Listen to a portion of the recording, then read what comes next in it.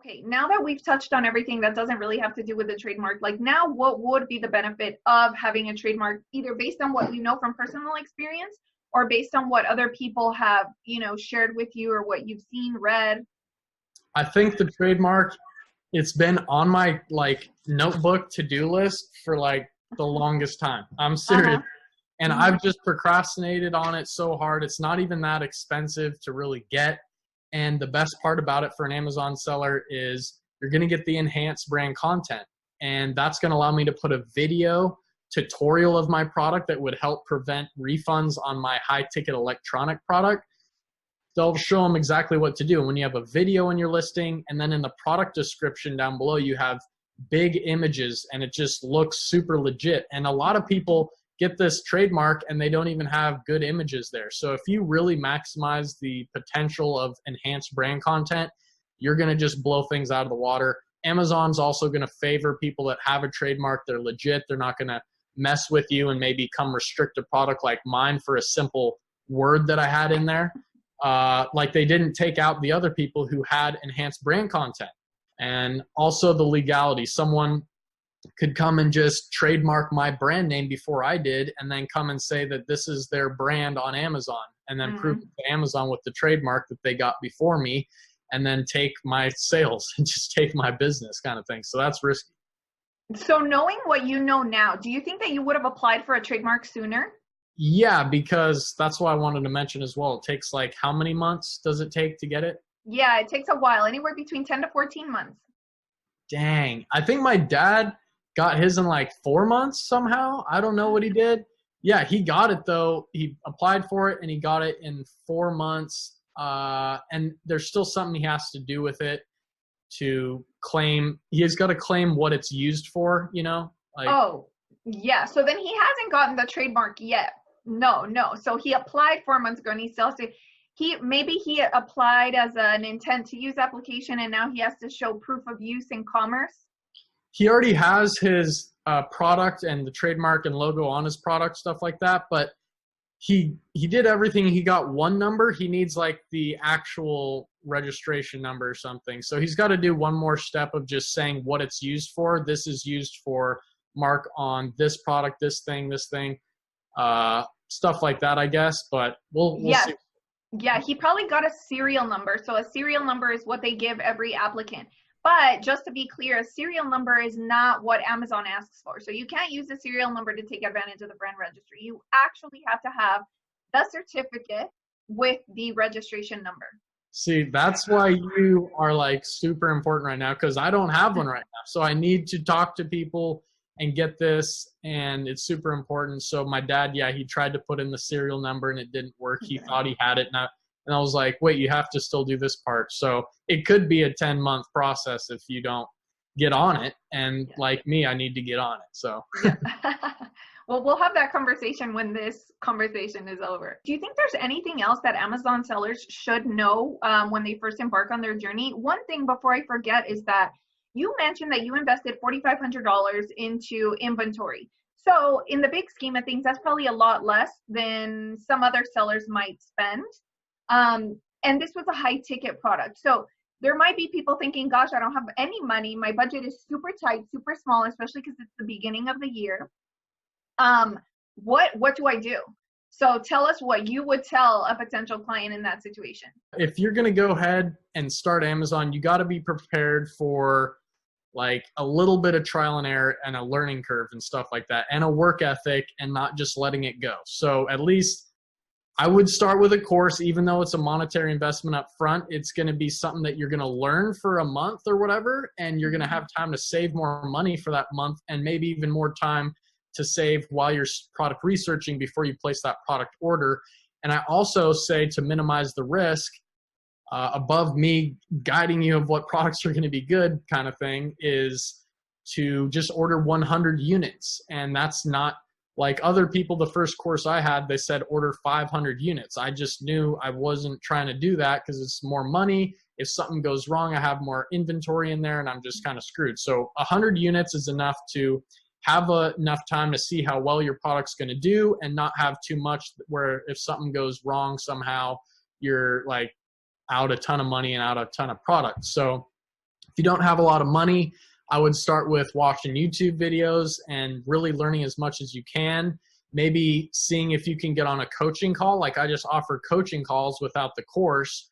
Those are still like $60 an hour, but you're able to have all the questions you want in one place and then maybe have products figured out. Use the Helium 10 Chrome extension, which is free for 50 uses, and just try and play around with everything like I did. I just started my business for $500 with 100 units of some neodymium magnets. So they were only like $3.43 per unit and then $1.60 for shipping kind of thing. So 100 units, that was $500, and I paid $500 for the course. I did my own product images. My friend had a nice camera. We put it up. I made a little ebook that just said 50 creative ways to use these magnets. So when the product shipped out, I just sent them an email through Amazon's email system to your customer. And it was a way for me to market my product and put that big ebook on my main image. And everyone's like, oh, wow, that's interesting. They click on it and they ended up buying. So that's amazing. Your parents must be very proud of you. Yeah, I mean, his mom just said that in the room. But I just try and remain kind of humble with all this stuff and just doing it. Like I'm 26, I still live at home, so you could say that's totally whack. But I mean, rent here in Seattle is like $2,500 a month, something crazy if I want to live anywhere cool. And it's just not worth it for me to go move 20 minutes down the road and pay $2,000 a month. My plan is to travel the world, use this home where I'm living now as kind of home base, and then come back and find somewhere where I want to pay rent at. Maybe not in this state, maybe somewhere more sunny where I can skate.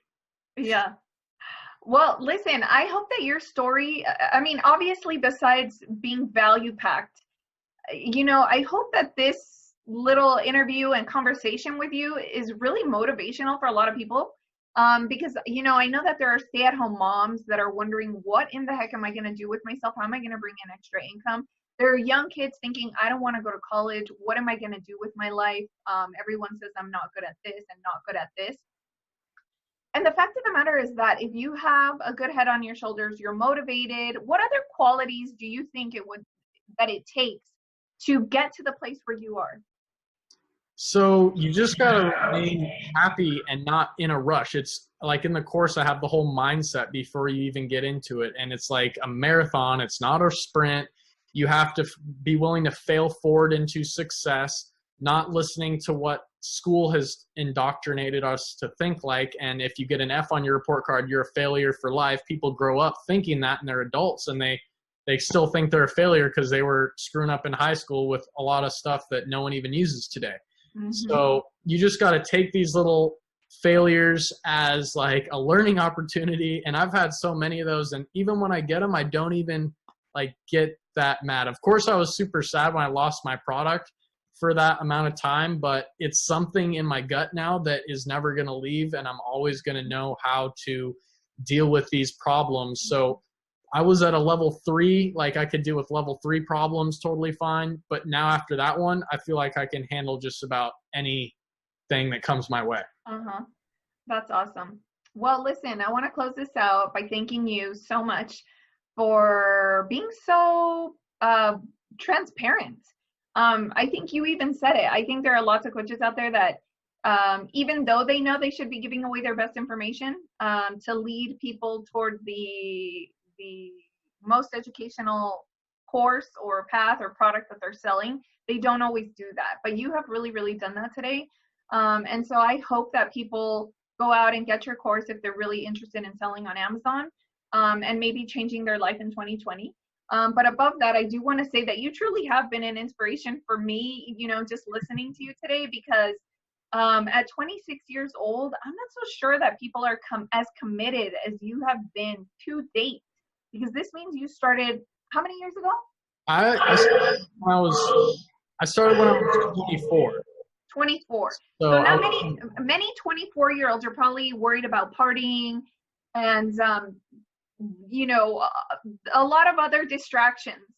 And you seem like you have been so focused and so committed. And I can only hope that other people watching can realize, you know, that the level of success is attainable provided they are as committed as you've been.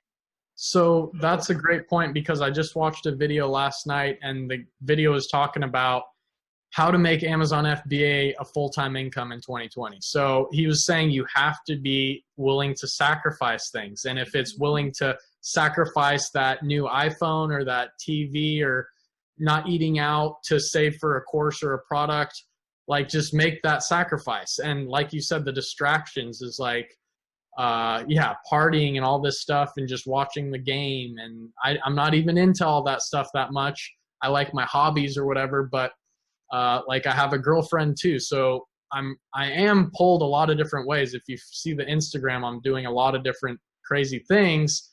And it's part of the balance of having a good time with your business and also like living your life and not being that billionaire who's just so overweight or something that he can't move. And I remember Tony Robbins said he was in a concert ball, and there was a billionaire next to him, and he was just so unhealthy he couldn't even enjoy his life, even though he's a billionaire.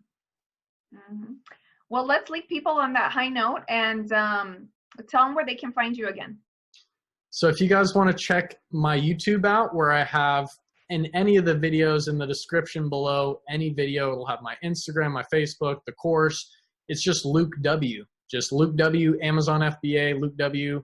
You'll see my channel there. And then I have over 300 videos that I started from the beginning, like when I just bought my first course up until now. So it's really the whole journey. The transparency is real.